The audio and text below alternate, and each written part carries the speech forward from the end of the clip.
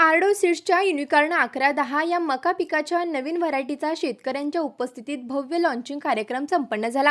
या कार्यक्रमाला कृषी क्षेत्रातील तज्ज्ञ श्रीकांत दहाड, स्थानिक शेतकरी आणि कंपनीचे अधिकारी राकेश पाटील उपस्थित होते।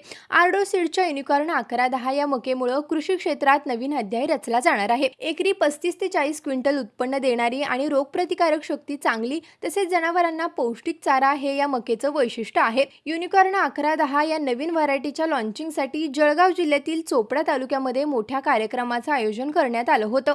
या कार्यक्रमात कृषी तज्ज्ञांनी व्हरायटीच्या वैशिष्ट्यावर प्रकाश टाकला आणि शेतकऱ्यांनी आपल्या अपेक्षा देखील व्यक्त केल्या। या नव्या मका व्हरायटीमुळे आमच्या उत्पन्नात वाढ होईल आणि बाजारात चांगला भाव मिळेल असं शेतकऱ्यांनी बोलून दाखवलं। शेतकऱ्यांच्या गरजा आणि अडचणी लक्षात घेऊन आम्ही ही नवीन व्हरायटी विकसित केली आहे। यामुळे शेतकऱ्यांना कमी खर्चात जास्तीचं उत्पन्न मिळेल असं आर्डो सीड्सच्या वरिष्ठ प्रतिनिधींनी सांगितलंय।